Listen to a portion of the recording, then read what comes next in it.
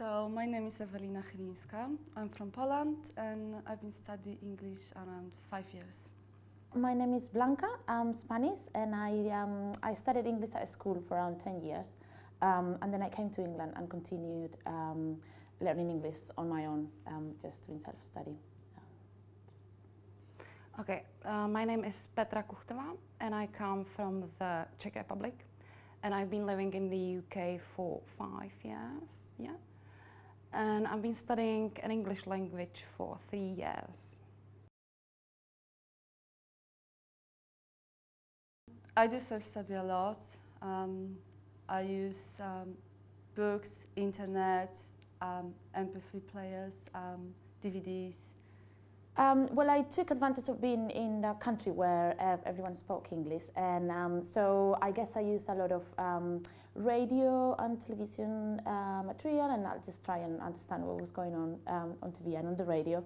A lot of podcasts. When podcasts started to be more popular, I used quite a lot of podcasts about things that I was interested in, so that will help with me being interested in the topic and trying to understand what they were saying. So. Kind of thing.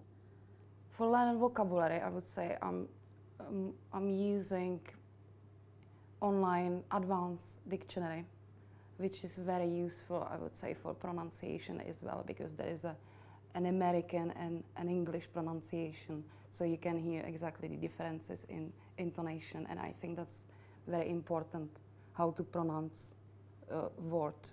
Well, if nobody's gonna understand you, that's gonna be a problem, isn't it? So then, I like music, so I listen MP3 player, and if I don't understand a word, so I would find a lyric on the internet, and I can see exactly what the word was, because sometimes it's very difficult to understand songs. So, of course, online testings, grammar testings, what is the most difficult thing I think is writing, which is you can find actually tests with sentences there is a sentence with a gap, and you must put there the right word. You just must grab the word there and put it in there. So I think that's one way how you can learn it. But I think the writing, you must just practicing.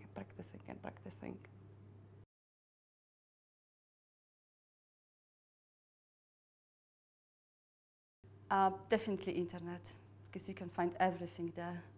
Well, when I was learning English in Spain, I used those small electronic dictionaries that everyone used to have, and I found that really useful because it was really quick if I didn't understand a word or something like that.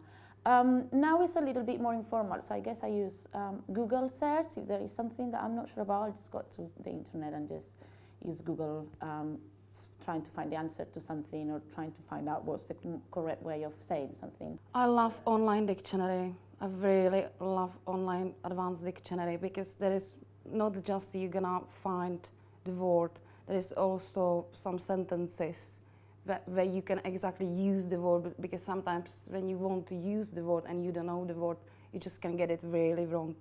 Also there is an idiom with the particular word. So you just can see, you just can find there, I think, everything, and pronunciation, the intonation of the word.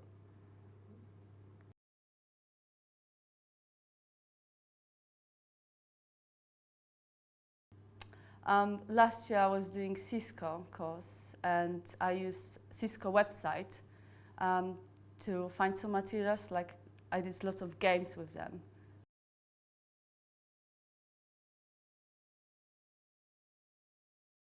It is important to me because I can study in my own time and a place.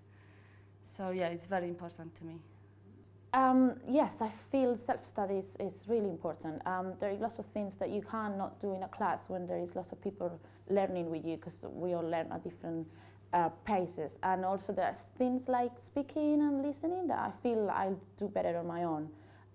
So just as I was saying, just using radio programs and podcasts to practice my listening really helped me, and it was something that I couldn't really do with other students in the class.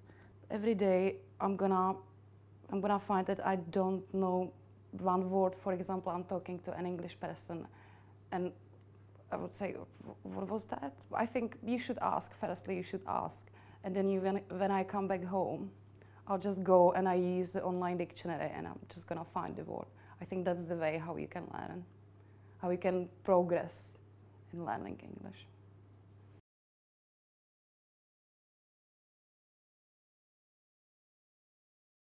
I decide to use different tools. I guess I like trying lots of things out, especially when it comes to technology.